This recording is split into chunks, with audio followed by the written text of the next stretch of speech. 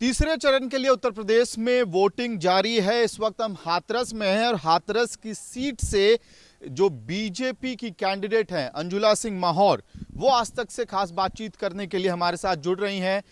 क्या मुद्दे हैं इस बार चुनाव के और कितना आश्वस्त हैं आप अपनी लड़ाई को लेके? नमस्कार। और मैं आज तक का स्वागत करती हूं कि उन्होंने मौका दिया मुझे अपनी बात कहने का। देखिए, लड़ाई, स्पर्धा, मुकाबला, ये शब्द भारतीय जनता पार्टी के कार्यकर्ता की लिस्ट में है ही नहीं। हम लोग अपना काम करने के लिए आए हैं और वो लोग अपना काम करने के लिए आए हैं। और निश्चित तौर पर ये तो दाऊ जी की धरती है, पवित्र पावन धरती है, और ये दाऊ जी तय करेंगे कि किसके पक्ष में आशीर्वाद जाएगा। और 10 तारीख को जो चुनावी नतीजे आएंगे हम उसका इंतजार करेंगे। लेकिन क्या अहम मुद्दा क्या है? क्या प्रोग्रेस रिपोर्ट लेके आप गई थी जनता के पास वोट मांगने के लिए? देखिए, भारतीय जनता पार्टी कोई घोषणा पत्र जारी नहीं करती, वो संकल्प पत्र जारी करती है। और संकल्प पत्र के अंदर हमारे भारतीय जनता पार्टी के शीर्ष नेतृत्व ने जो जो चीज़ें लिखी हैं वो हमारा एजेंडा है। और निश्चित तौर पर जो यहाँ की जनता चाहेगी, जो यहाँ के नेता चाहेंगे, जो भारतीय जनता पार्टी के कार्यकर्ता चाहेंगे, उसमें मैं कार्यकर्ता भाव से पूरी अपनी जान लगाकर जी तोड़ मेहनत करके उन्हें पूरा कराने का काम करूंगी। जिस सीट से आप चुनाव लड़ रही हैं, ये जो हाथरस जिला है, ये एक विशेष खबर की वजह से बहुत कंट्रोवर्सी में रहा। जिस तरह से बहुत ही बार्बरिक तरीके से, हॉरिफिक तरीके से गैंगरेप और मर्डर हुआ, उसको लेके कई संशय हैं। लोगों के दिमाग में लॉ एंड ऑर्डर को लेके सवाल है, महिला सुरक्षा को लेके सवाल है, और दलित समुदाय में बहुत सारी इनसिक्योरिटीज हैं। ये भी चैलेंज आप फेस कर रहे हैं। देखिए, मैं आपको बहुत जिम्मेदारी के साथ ये कहना चाहती हूँ कि कोई भी घटना, कोई भी आपराधिक घटना होती है तो सबको कष्ट होता है। उनके परिवार को कष्ट है, हमें कष्ट है, हमारी पार्टी को कष्ट है, हमारी सरकार को कष्ट है, सबको कष्ट है।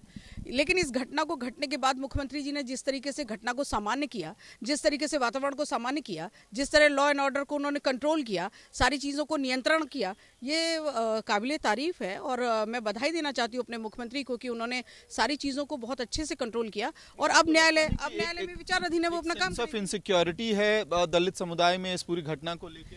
देखिए, मैं आपको एक बात और भी बताना चाहती हूँ कि जब 2017 का चुनाव हम लोग लड़ रहे थे, मैं प्रदेश की मंत्री हूँ, और जब मैं चीज़ों को ठीक लड़ाने का काम कर रही थी अपने प्रत्याशियों को, तो उस वक्त एंटी रोमियो स्क्वाड हमारे ये संकल्प पत्र के अंदर था। और हमारे मुख्यमंत्री जी ने ये कर दिखाया। बेटियों के, बालिकाओं को, महिलाओं के साथ जो छेड़छाड़ की घटनाएं, उसमें बहुत कमी आई। कोई दंगा पूरे उत्तर प्रदेश में नहीं हुआ, शांति व्यवस्था कायम रही। तो ये जो वातावरण बनाया है शांति व्यवस्था का, इसमें महिलाएं आज 10 से 11 बजे के बाद बाहर जाती हैं और वो बिल्कुल सिक्योर है। हाथरस जैसी घटनाएं तो सवाल उठाती है ना उस पूरी व्यवस्था पे। देखिए, मैंने आपको पूर्व में भी बताया कि कोई घटना होती है आपराधिक उनके मानस की वजह से या जो भी दिक्कत है, वो घटना होने के बाद सरकार जिस तरह त्वरित गति से काम करती है, ये चीज़ें देखने लायक हैं। और कोई घटना होती है जो खराब है, गलत है, उसका कष्ट सबको होता है, मुझे भी है। मैं उनके परिवार के सदस्य के नाते आपके चैनल पर ये जिम्मेदारी से कहते हूँ कि कोई भी घटना जब ऐसी हो जाती है तो सबको कष्ट होता है, हमें भी कष्ट है, हमारी सरकार को कष्ट है। तो क्या उस परिवार को न्याय दिलाना भी आपके एजेंडा में शामिल है? देखिए, अब न्यायालय में विचाराधीन है ये पूरा विषय, और उस पर कोई टिप्पणी करना मुझे लग रहा है कि बहुत जल्दबाजी होगी। न्यायालय अपना काम करेगा और हमें पूर्ण भरोसा है न्यायालय पर, कानून पर, कानून अपना काम करेगा। बाकी सीटों पे क्योंकि आप प्रदेश में एक इम्पॉर्टेंट रोल में है, हाथरस की जो 3 सीटें हैं वहाँ इस बार कहा जा रहा है कि बीजेपी के लिए लड़ाई आसान नहीं होने वाली है। समाजवादी पार्टी, राष्ट्रीय लोकदल इकट्ठा लड़ रही है। सादाबाद की सीट जो आपके लिए कंफर्टेबल सीट मानी जाती थी, वहाँ पे भी फाइट टफ है। तो कैसे देख रही हैं हाथरस की पूरी लड़ाई को आप? देखिए, मैं आपको ये बताना चाहती हूँ कि देश दुनिया का सबसे बड़ा संगठन, सबसे ज़्यादा कार्यकर्ता भारतीय जनता पार्टी के पास है। और हमारे पास राष्ट्रीय अध्यक्ष से लेकर पन्ना प्रमुख तक का संगठन एकदम लामबंद है और बहुत अच्छी तरीके से गठित है। तो निश्चित तौर पर आने वाले 10 मार्च को आप देखेंगे कि कितने सकारात्मक परिणाम आएंगे। जनता का आशीर्वाद, शुभकामनाएं, शुभाशीष हम लोगों को मिलेगा। और जनहित में, लोकहित में सरकार उत्तर प्रदेश में दोबारा भारतीय जनता पार्टी की चलेगी। में भी आज लड़ाई है। समाजवादी पार्टी के जो अध्यक्ष हैं वो अपना चुनावी बिगुल वहां पे फूंक रहे हैं और उनकी किस्मत भी वहां आजमाई जा रही है। आपको क्या लग रहा है, अखिलेश यादव का कैसा रहेगा इस बार रिजल्ट? मीडिया के माध्यम से मुझे पता चला कि समाजवादी पार्टी के माननीय राष्ट्रीय अध्यक्ष जी ने ये कहा कि मैं तो सिर्फ पर्चा भरने आऊँगा, उसके बाद आप संभालना।